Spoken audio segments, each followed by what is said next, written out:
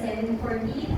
Dahil dito, Sabi mo, ibigay sa inyo ng palatandaan, magliliyab isang dalaga at magsisilang ng isang sanggol na lalaki at tatawagin sa pangalang Emmanuel.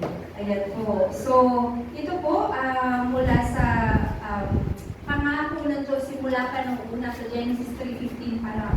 Hanggang sa dumating nga itong Isaiah 7:14 na nagkaroon po ng katuparan sa Mateo 16:16 na dumating na nga si Jesucristo sa atin bilang ating tagapagligtas, bilang ating kasagutan sa lahat po, at kasagutan sa ating fundamental na problema. Lahat po ng ito, ibinigay po sa atin ng Panginoon.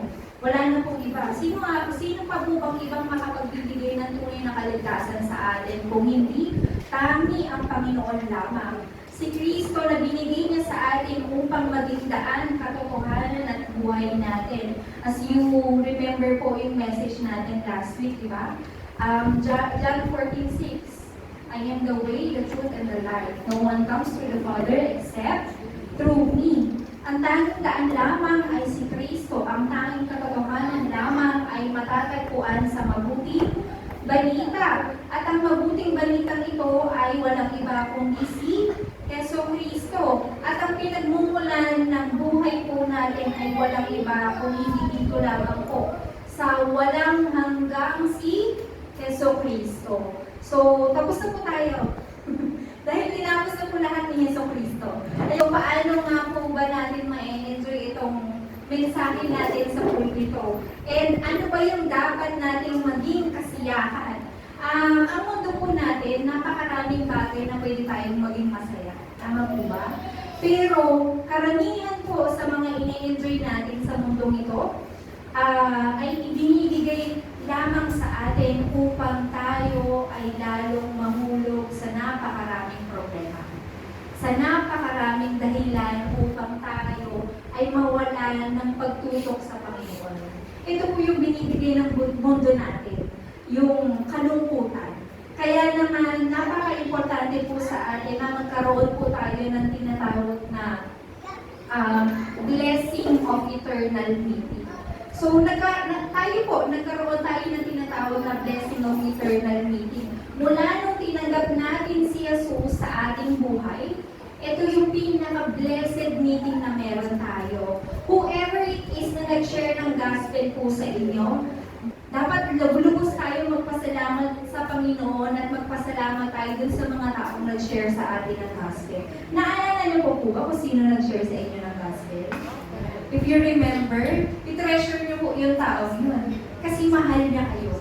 Hindi niya kayo kilala, he is a stranger to you, pero ibinahagi niya sa iyo yung tunay na pag-ibig ng Panginoon sa iyo. Kaya be very blessed because that is your blessed eternal meeting. So, sa Panginoon, yung pinaka-blessed na meeting natin is yung nakatagpo natin siya through Jesus Christ. Pero tayo po, isa sa pinaka-blessed meeting na meron tayo ay yung makatagpo tayo ng ibang tao upang maibahagi ang salita ng Diyos. Katulad na lamang ng ginawa ni Jomar today. Diba? Dinala niya si Joanna dito. I don't know if you shared gospel to her, pero this kind of situation is a blessed meeting. Tama po ba? Hindi ito dahil pinilit ka lang, hindi lang ni Joe. Hindi ko alam paano ka dinala dito ni Jomar. Pero lahat ng yan ay kalooban ng Panginoon. Plinano na ng Diyos na today, pupunta si Joanna sa Philippine Junior Church.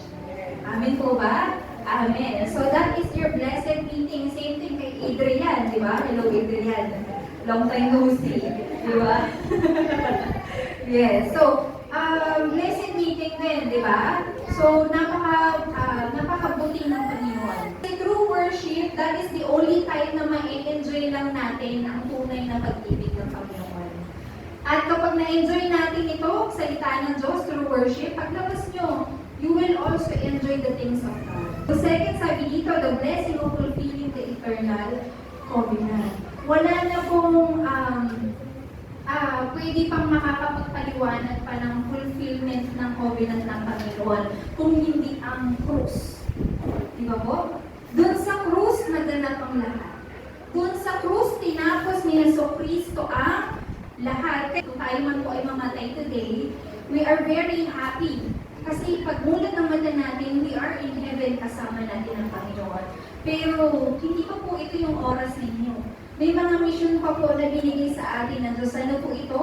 Na maibahagi natin itong covenant na mayroon tayo sa ating kapwa. Maibahagi natin itong covenant na ito sa ating next generation na kailangan natin mainhayag ang mabuting balita sa buong mundo. So ito yung tinatawag na fulfilling the eternal covenant. Ito po yung mission natin. Kaya salamat Panginoon, buhay pa ako.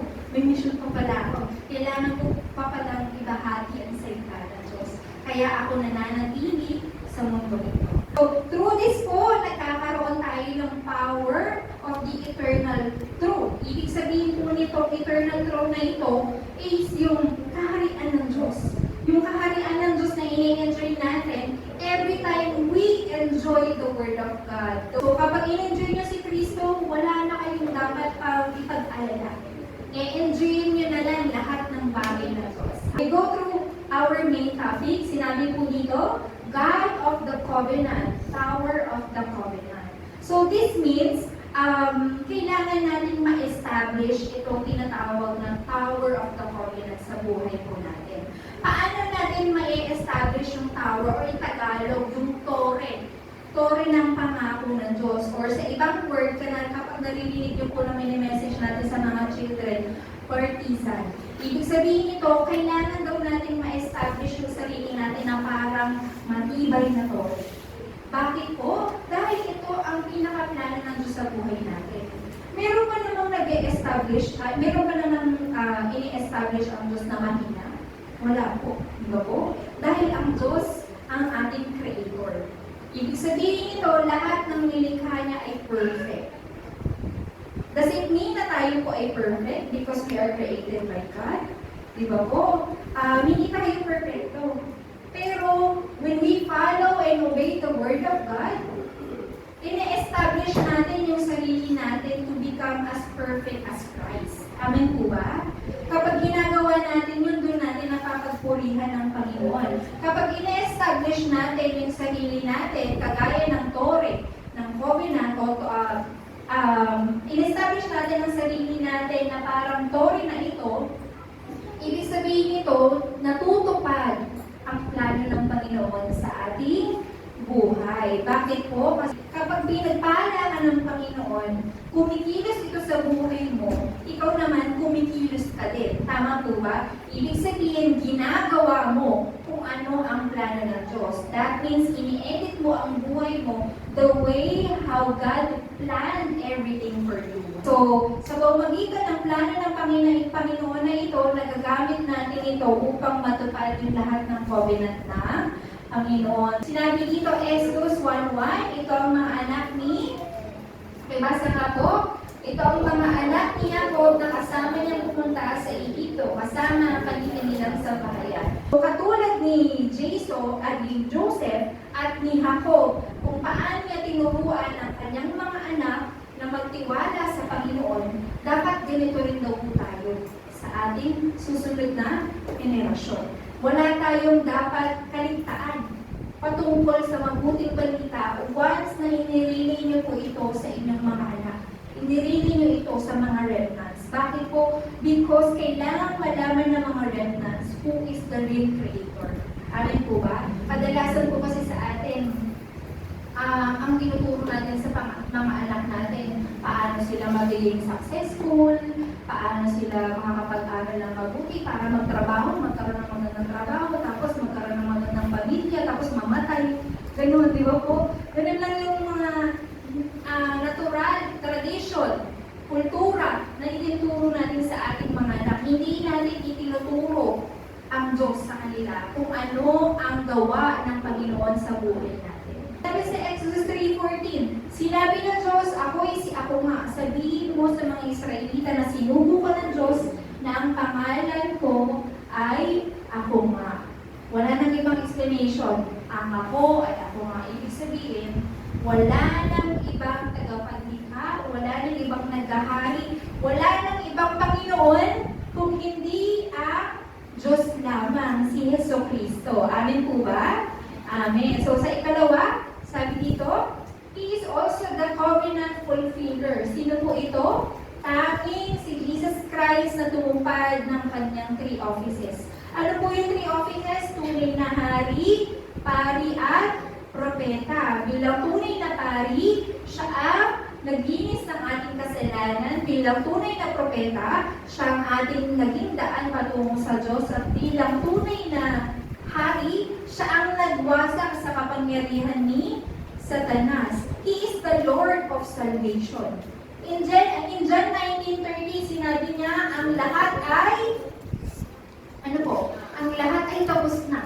Ang lahat ay naganap na. Tinapos niya na ang lahat na problema. Siya yung pinakabida saan po salvation na meron tayo. Siya yung pinaka-protagonist. Ibig sabihin ng protagonist, bida. Siya yung bida sa gospel na meron tayo ngayon. Kapag sinamarize niyo yung buong Bible, walang ibang sasabihin dyan kung hindi patungkol lamang kay Jesucristo. Kaya wala pong iba tayong mahanap na perfect solution sa lahat sa buhay natin kung hindi kay Jesucristo lamang. And in number 3, the Holy Spirit. Ano po ba ang gawa ng Holy Spirit sa buhay natin? He is our God, our comforter. He is also, yung nagagabay sa atin at kumikilos sa ating buhay. Kailangan po natin magkaroon ng assurance dito sa pulpit message po natin. Bakit po? Kasi ito lamang yung salita sa isang buong linggo na maririnig ninyo na magbibigay ng katotohanan sa inyo. For us na magkaroon ng assurance dito sa pulpit message nito, you will understand and you will experience the only truth, the way, and the life. Our pulpit message, dito tayo, naililigtas tayo ng simbahan. Naililigtas natin ang field. Naililigtas natin yung sa trabaho natin, yung mga trabaho natin, yung mga, yung mga ginagawa natin. Bakit po? Kasi once na ma-receive mo ang pulpit message, ito po yung magbibigay sa iyo ng bagong kalakasan upang ma-overcome mo lahat ng meron ka for the whole day. Kaya is really important na maging standard ng buhay natin yung pulpit message mo. Ang maging standard ng decision mo everyday, yung pulpit message. Yung maging standard ng buhay mo, yung pulpit message. Kapag yung pulpit message ay hindi patungkol kay Jesucristo, huwag na kayong makinig. Po? Kasi ang standard ng buhay natin ay patungkol lamang kay Jesucristo. At yung ibinabahagi po natin ngayon dito ay patungkol lamang kay Jesucristo na ating tagapagligtas. Sa ikalawa, we have to enjoy this everlasting covenant through prayer. So, kailangan nating ma-enjoy po itong walang hanggang covenant ni Jesucristo sa pamamagitan ng panalangin. Bakit po? Because God called you as His watchman. Bilang isang mga anak ng Diyos, kayo po ay mga tinatawag ng tagapagmasid. Itinayo niya tayo upang magmasid. Paano pong magmasid? Kailangan ba lahat ng kilos ng ibang tao? Tingnan natin, tapos husgahan natin. Ganun kasi tayo. Ganun yung mga tinatawag na watchman. Hindi watchman, mga marites. Di ba po? Ang watchman ng Panginoon is the one looking out or nag-look out sa other people, tapos pinapanalangin natin. That is the real watchman. Kaya nga po tinatawag tayong mga watchman of prayer. Na kapag nakikita natin ang ibang tao, instead na inuhusgahan natin sila, we are praying for them. Ikaw, nasa iyo si Jesucristo. Ikaw yung tinatawag ng watchman of prayer. You can enjoy unlimited prayer. You can enjoy yung unli tawag sa Panginoon. You can enjoy na yung unli tawag sa Panginoon na tawag mo siyang Ama, Daddy, di ba po? Papa, ay ganun tawag nyo, okay lang. Pero ang pinaka-higit sa lahat, siya ang ating Panginoon. Kapag nakita natin yung buhay natin na ganito yung nagiging attitude natin, therefore, wala na po tayong ipag-alala. God will remain sa buhay ninyo forever. Amin po ba? He will always remain. Actually, nandun lang naman siya palagi. Tayo lang naman lagi yung isnabero. Di ba po? Tayo lang lagi yung binabaan. Wala yung Panginoon, nakala natin, servant natin si Lord. So, we have to serve the Lord bilang ating Panginoon. Tama po ba? Kagaya ng ginagawa po natin ngayon. By doing worship, we are serving the Lord na siya ang ating Creator. Siya ang ating Panginoon. Siya ang importante sa lahat. I remember yung message kanina sa mga bata. Maraming mga tao, because of our sadness, yung kalungkutan na meron tayo, ang mga tao naghahanap ng ikaligayahan nila, kaya sila ay nagpupunta sa labas. Ngayon, marami nagiinom. Ngayon pa lang, naririnig ko na. Di ba po? Marami yan, mag-videoke, pupunta sa mall, pupunta sa beach, magsasaya. Tama po ba? Nakakalimutan nila na mag-serve muna sa Panginoon before serving themselves, di ba? Ang una nilang siniserve yung sarili nila. Kaya always remember po, bilang mga anak ng Diyos, you need to always enjoy serving the Lord muna bago ang sarili natin. If you do that po, you will enjoy everything, lahat ng bagay ng Panginoon. At hindi na natin kailangan mga problema pa sa kalungkutan na darating sa buhay natin kasi we can overcome.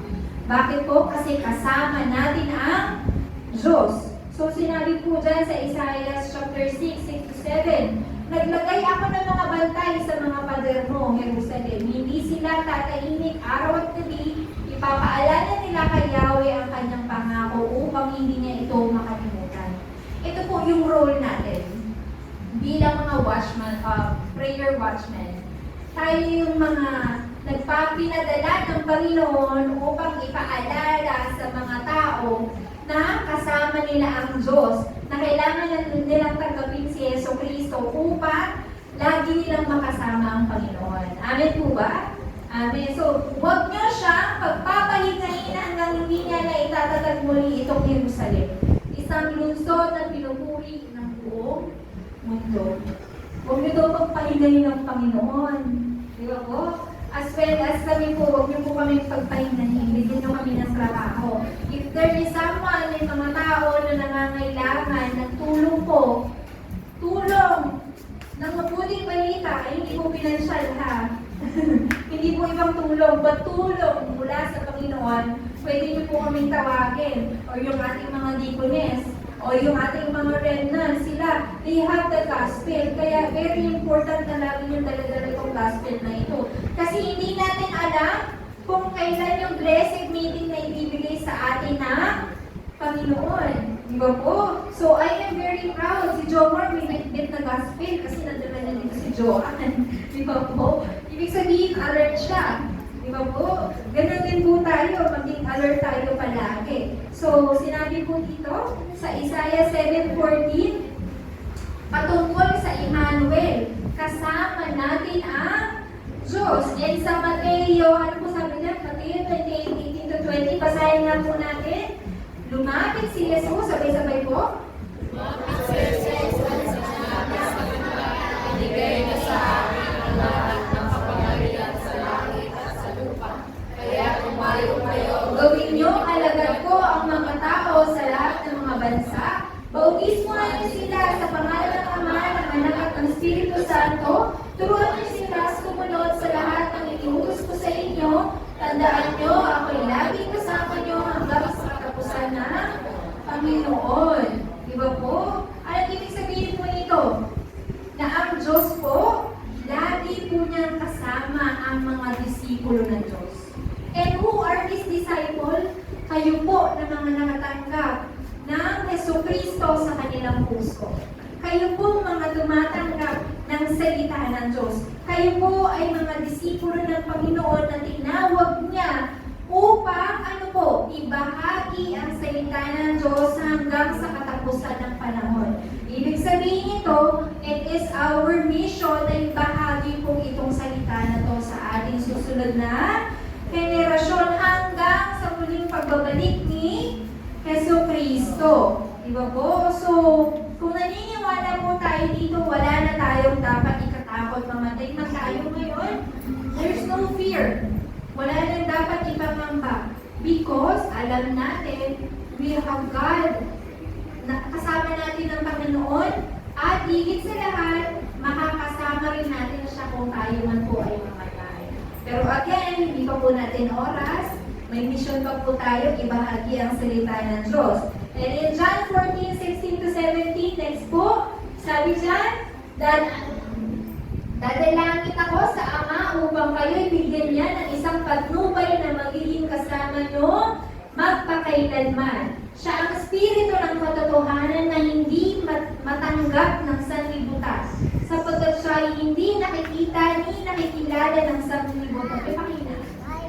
Ayan, ngunit nakikilala niya siya sapagkat siya ay nasa iyo at siya ay mananatili sa inyo. Kahit na siya po ay umakyat sa langit, binigay niya sa atin yung tinatawag na gagawin sa atin ang banal na Espiritu. Kaya huwag niyo pong kalimutan na kasama niyo ang Diyos. Huwag niyo pong kalimutan yung word na Emmanuel. Ibig sabihin ng Emmanuel, kasama natin ang Diyos. God is with you. So, kailangan natin yung tandaan po yan. For us na ma-enjoy natin ang buhay natin bilang isang anak ng Diyos. So, together, with the power of the throne, ito po yung power na binigay sa atin ng Panginoon upang magawa natin, ma-overcome natin ng lahat. Pakibasa nga po ito. Filipos 4:13. Ang lahat ng ito'y magagawa ko dahil sa lakas na kaloob sa akin ni Kristo. Sa English po, kabisado mo ba? I can do all things through Christ who gives me strength. Di ba po? Wala nang iba. Wala nang ibang may karapatan niyan kung hindi kayo lamang po. Kaya, i-claim niyo po palagi na kayo ay malakas kasi kasama niyo si Kristo. I-claim niyo palagi na kaya kong gawin ng lahat kasi kasama mo si Kristo. Huwag po yung, kaya ko to, kaya ko lang, ako lang to. Lagi tayong gano'n, di ba? Instead na ganun yung maging confession natin, ang gawin natin confession, kaya kong gawin ang lahat ng ito dahil kasama ko ang Diyos. Ayan, so, binigay sa atin ng Panginoon itong kalakasan na nagmumula kay Kristo. Bakit po? Dahil tayo po ay mga anak ng Diyos. And also, hindi lamang po kalakasan. Pagpapala din po ng trono ang binigay sa atin ng Panginoon. Yung pagpapala ng trono na ito na nagbibigay sa atin ng kalakasan na kapag tayo po ay nanalangin, kaya pong maglakbay ng panalangin nyo kahit saan. Yun po ang kayang gawin ng Panginoon. Amin po ba? Yun ang kayang gawin ng banal na Espiritu sa atin. So, ang blessing ng throne na ito ay patungkol po sa tinatawag po na 393. Meron po ba kayong copy dyan ng 393? Yung kanina na po sa pamphlet. Nakikita ko every Sunday, after ng worship, kung saan-saan na lang yun nakakala.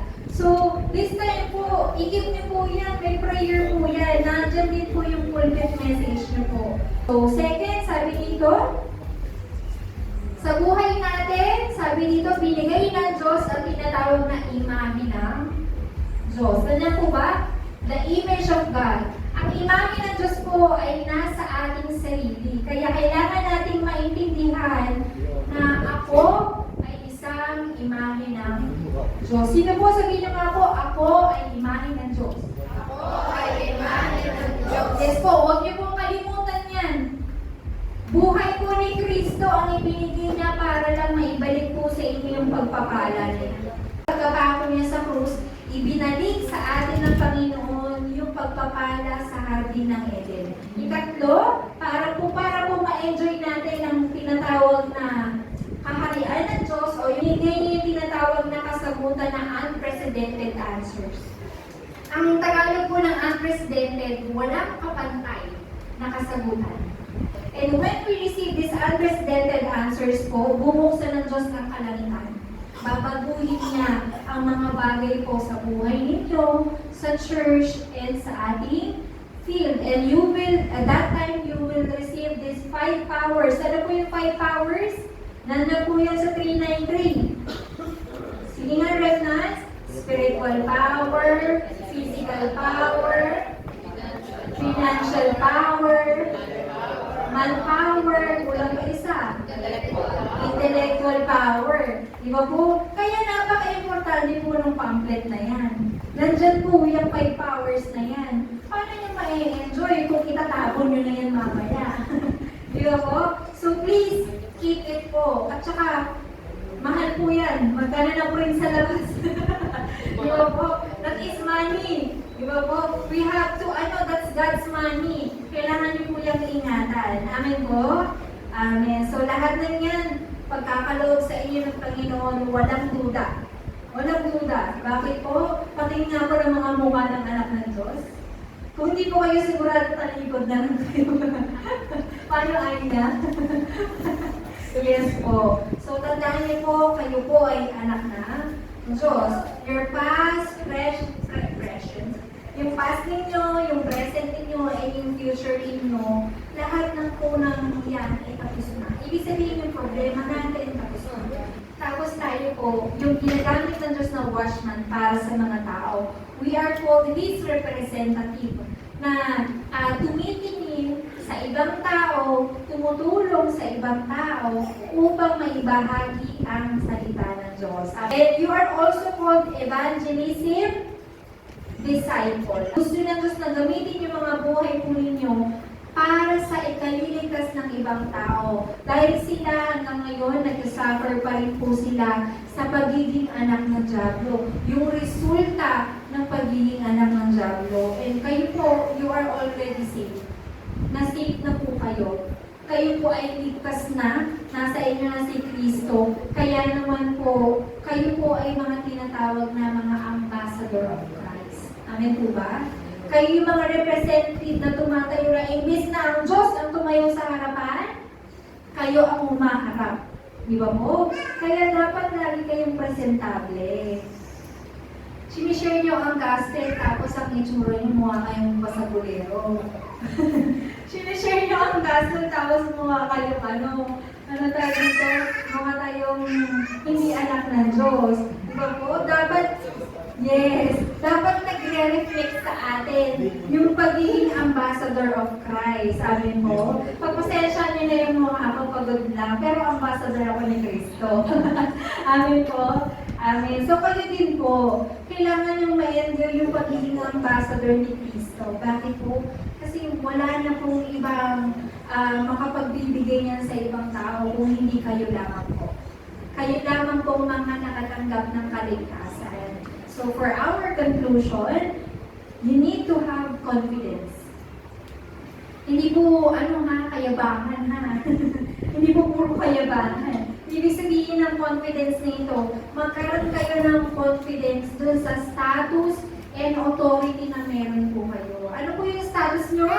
Anak ng Diyos. Ano po yung authority na meron kayo? You can rule and conquer sa lahat ng bagay. Amin po ba? Kasama nyo ang Diyos, Emmanuel. Kapag i-enjoy nyo yung status ninyo and authority ninyo, you will become this 3 summit. Ano po itong 3 summit na ito? Spiritual summit, skill summit, and cultural summit. Pag sinabing spiritual summit, you are enjoying the Word of God. You are enjoying Jesus Christ. Kapag in-enjoy nyo ang lahat ng bagay ng Panginoon, ibig sabihin naman nito po, magre-reflect po yan sa mga kakayahan ninyo.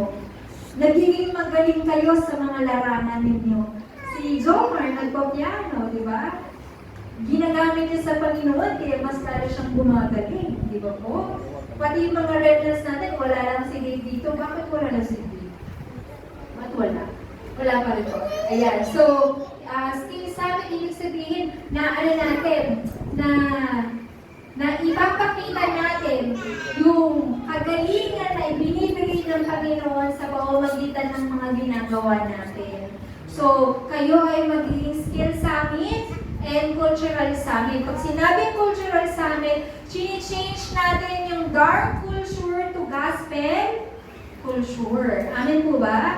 So, this is called cultural summit. So, kapag ginawa natin ito, yung summit time, summit posture, and yung summit goal po na yan, ibig sabihin po niyan yung lalagyan natin. Ewan ko ba bakit cell yung nilagay dyan. Hindi, parang ano po yan, vessel. Ayan. So, sorry sa word. Pwede natin ihalin tulad yung sarili natin yan, di ba? Maduming vessel. Pero dahil kay Kristo, pinagtitibay niya tayo, di ba po? So, habang pinagtitibay niya tayo, i-enjoy natin yung sarili natin. Magkaroon tayo ng confidence dun sa status and authority natin. And most especially, ito pong tatlong bagay na ito. Tumutok po tayo sa mga susunod na to, 1, 2, and 3. Number 1, magkaroon daw po tayo ng 3 concentration. Ano po itong 3 concentration? 3 like 3. Ano po yun? Nandyan po ulit yan. Sa pamphlet ninyo, 393 prayer. Panghawakan nyo ang covenant, concentrate, meditate, and pray.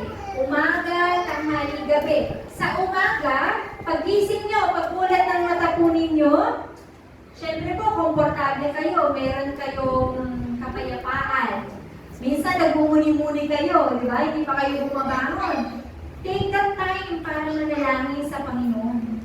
Ibigay niyo yung oras na yan para sa Panginoon kaysa mag-isip kayo ng kung ano-ano.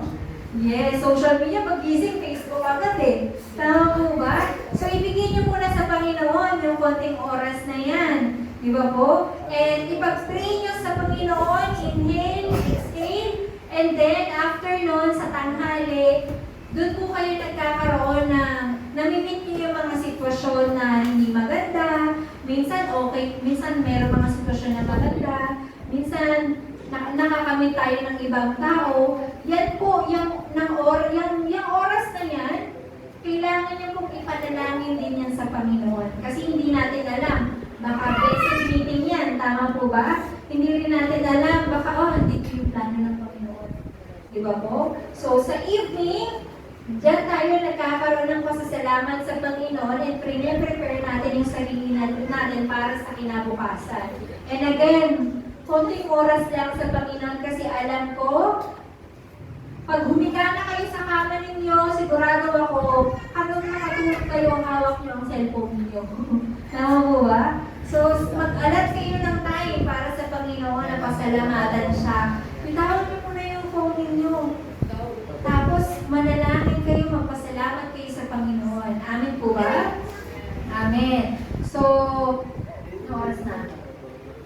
Yan. So, pangalawa, sabi dito, naturally, yung liwanag ng Kristo ay magliliwanag po sa inyo. At hindi lang po sa inyo, sa ibang tao. So, an antenna is erected that provides the vitality of those who meet us. Ibig sabihin nito, balik. Dito po, yung liwanag ni Kristo, automatically po, naturally, nagliliwanag na lang po yan sa paligid ninyo. Di ba po? Para sabi dito, yung liwanag ni Kristo, i-drawing natin. Di ba po? Kayo po itong partisan na to. Pangit. Sorry na. Kayo ba yung partisan na yan? Siyempre sa taas niyan, merong liwanag. Tama po ba? So, this is you. And sa loob niyan, merong Kristo. At dahil kayo po ay may Kristo, naturally, nagliliwanag po yung liwanag ni Kristo hanggang dun sa mga tao, ano po, sa mga taong nakapaligid sa inyo, sa mga taong nakikilala ninyo, sa mga field na napupuntahan ninyo, at sa mga ginagawa ninyo. Tama po ba? So, this is the meaning po na tinatawag na watchtower or antenna. Dito natin nare-revive hindi lamang yung sarili natin, but also other people. Surely, God's absolute power will be built. So, number 3, last po, next. Sabi dito, 3 response. This is the eternal blessing ng Panginoon sa buhay natin. Na kapag may problema tayo, instead na mahulog tayo sa problema, ano pong gagawin natin? Hanapin nyo ang kasagutan. Saan po? Sa social media? Sa Google? Yun po, minsan ganun tayo eh. Uy, may sakit ako. Ano sakit ko? Research ko. Uy, may ano, kailangan kayo research. Uy, may bagong si ano daw, nag-iwalay na, ano nangyari? Ganun tayo Di ba po? Pag may problema tayo, lagi natin hinahanap sa social media. Hinahanap natin kung saan-saan. Hanggang sa lalo kang nag-depress. Minsan hinahanap mo sa ibang bahay, ibang lugar, ibang paraan, pag-iinom, tatambay, di ba po? Ganyan ang ginagawa natin. Iwasan niyo po yan, lalo na ngayon, ang init-init. Di ba po? Kakahanap mo ng solusyon sa problema mo, nagkasakit ka. Di ba mo? Na-stroke ka. Di ba po? Yung mga ganyang insidente. Di ba po? Tanging kay Yesu Cristo lamang po matatagpuan ang kasagutan. Amen po? Ikalawa, kapag may conflict, huwag po kayong manatili dyan sa conflict na yan. Conflict na nga, ginagawa niyo mo komplikado. Tama po ba? Pag conflict po, that is the time of your renewal. Baka kailangan may baguhin. No po, pag naguguluhan kayo, na tanong niyo lang, Panginoon, Lord, tama ba ito? Ito ba yung kaloob mo? Ito ba yung gusto mo, Panginoon? Ito ba yung dapat kong gawin, Panginoon? Hindi yung kapag may conflict tayo, lalo natin gagawin pang komplikado. Tama po ba? That is the time of our renewal. And pangatlo, if we have crisis, that is the time po na i-challenge natin yung sarili natin, na i-devote yung buhay natin saan po? Sa covenant. I-devote yung sarili natin sa gospel. I-devote yung sarili natin na maunawaan po ang salita ng Diyos. Kasi wala pong ibang way. Wala pong ibang way ang binigay ang Diyos kung hindi si Yesu Cristo lamang. And lastly po, sabi dyan, si Joseph took this power with him. Katulad ni Joseph, kahit saan siya magpunta, di ba po, pinamigay siya ng kanyang mga kapatid. Dahil napanaginipan niya nga daw na siya ay luluhuran ng kanyang mga kapatid. Luluhuran siya ng mga tao. So, sobrang ingit ng kanyang mga kapatid sa kanya dahil parang siya yung favorite ng tatay niya. Pinamigay siya ng mga kapatid niya, ginawang alipin, pinagtintahan, nakulong. Diba po? Lahat na yan, malayo siya sa kanyang pamilya. Pero isa lang po ang hindi nagbago kay Joseph. Lahat ng yan, naranasan niya problem, conflict, crisis. Pero isa lang ang pinamawakan niya. Ano po ito? Yung tore ni Cristo. Amen po ba? Yung partisan of Christ. Amen po? So tayo po, bilang mga partisan ni Christ, lagi po natin dadalhin si Cristo sa ating buhay. Kasama natin ang Diyos, Emmanuel. So, as our absolute answers, na dumating sa buhay po ninyo, lagi niyong tatandaan po, kapag may dumadating na kasagutan sa buhay niyo, yan yung oras na tayo po ay nagiging absolute partisan. Amen po. Kaya, this is God's eternal covenant. Only Jesus Christ, Emmanuel. Amen po. So, sana po, pinapanalangin ko na this week po, kayo po ay tumayo bilang mga partisan of Christ, partisan of prayer, mga watchman of prayer, at higit sa lahat po, watchman of God. Amen po. Amen. So, palakpakan po natin ang Diyos. Amen.